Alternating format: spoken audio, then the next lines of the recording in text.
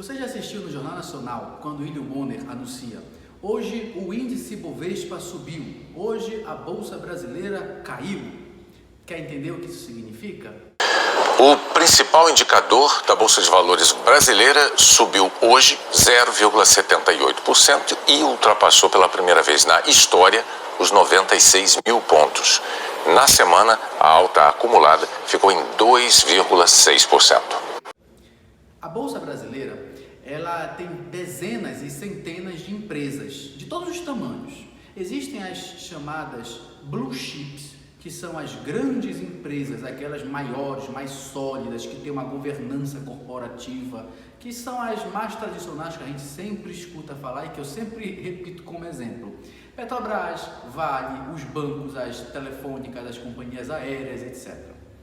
E tem ainda as chamadas small caps, que são pequenas empresas, mas não é a empresa de fundo de quintal, não é a empresa do seu tio que foi parar na bolsa, não, são empresas de grande volume financeiro, mas que não são tão expressivas quanto essas maiores. Então, na bolsa tem centenas de empresas.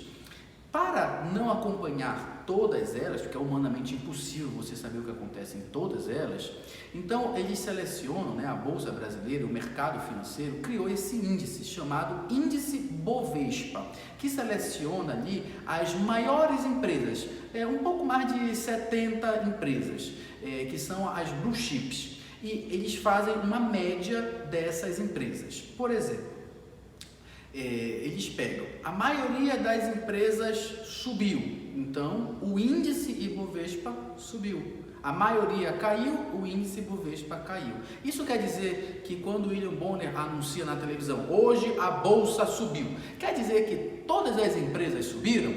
Não, isso quer dizer que, na média, a maioria das empresas listadas no índice Ibovespa apresentou alta. Então isso é só uma média. Então quando você vê assim no jornal, hoje a bolsa derreteu, desabou, hoje a bolsa caiu, aí você vai pensar, nossa, o Marcos se lascou, perdeu dinheiro hoje. Não necessariamente. Por quê? Porque isso é uma média. Você precisa saber qual é a empresa que eu estou comprado, para saber se eu ganhei ou se eu perdi dinheiro. Então o índice Bovespa, ele é apenas uma média dessas maiores empresas.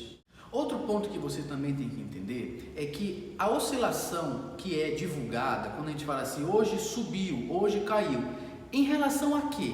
É sempre em relação ao dia anterior.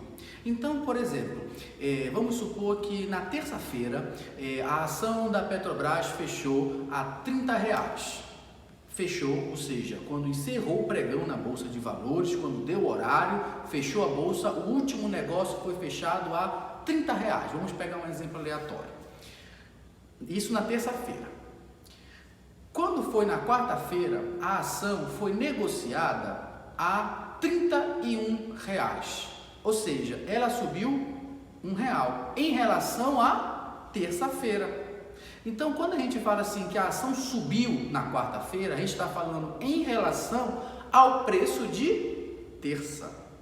Vamos continuar. Na quarta-feira, ela foi a 31, na quinta-feira, ela foi a R$32. Então, eu vou dizer que na quarta-feira ela subiu R$1 em relação à terça. Na quinta-feira ela subiu mais R$1 em relação à quarta. Se eu comprei na terça-feira e eu estou com essa ação até na quinta, eu estou ganhando R$2. Mas o que é que vai sair na notícia? Que eu ganhei R$2? Não, porque a notícia é sempre em relação ao dia anterior.